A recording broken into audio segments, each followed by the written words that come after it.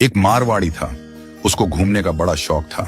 अब वो घूमते घूमते एक ऐसे राज्य में चला गया जहां पर क्या था, हर 5 साल में राजा चुना जाता था, पर चुनाव का तरीका अनोखा था।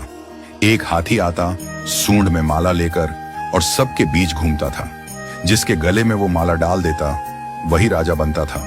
अब क्या हुआ, हाथी आया माला लेकर, थोड़ी देर इधर उधर देखा और जाकर माला इस मारवाड़ी के गले में डाल दी। मारवाड़ी हैरान, अरे भाई, मैं तो घूमने वाला आदमी हूं, ये कहां फंसा दिया।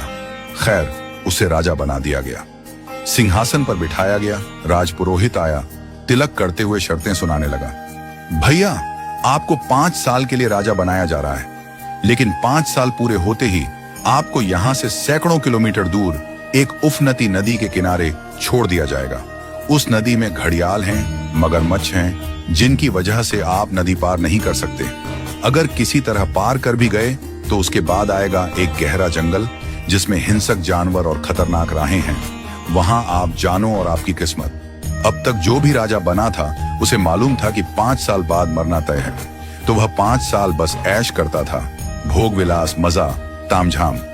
लेकिन यह मारवाड़ी अलग निकला। उसने सोचना शुरू किया, अब मुझे 5 साल बाद क्या करना है। राज्य की जो भी आमदनी आती थी उसमें से 51% जनता की भलाई में लगाने लगा और बचे हुए 49% से उसने अपने आगे की प्लानिंग की। पहले साल उसने नदी पर एक पुल बनवाया, दूसरे साल उस पार के जंगल को साफ करवाया, खेती के लायक जमीन बनवाई, तीसरे साल वहां सड़कें बनवाई, लोग वहां बसने लगे, गांव और मोहल्ले बनने लगे।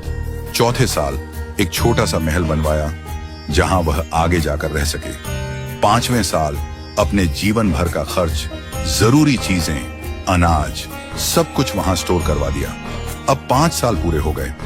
परंपरा के अनुसार लोग उसे ढोल नगाड़ों के साथ विदा करने आए। लोगों की आंखों में आंसू थे। कहने लगे, ऐसा राजा हमने पहले कभी नहीं देखा। वो राजा था मारवाड़ी, शांत मुस्कान के साथ सबको प्रणाम किया और उस पुल पर चढ़ गया जो उसने खुद बनवाया था। लोग अवाक रह गए। हजारों राजा आए गए, मारे गए, लेकिन ये पहला राजा था जो भवसागर को पार कर गया। कथा का संदेश, हम सभी इस धरती पर सीमित समय के लिए आए हैं। ये जीवन 5 सालों की तरह है।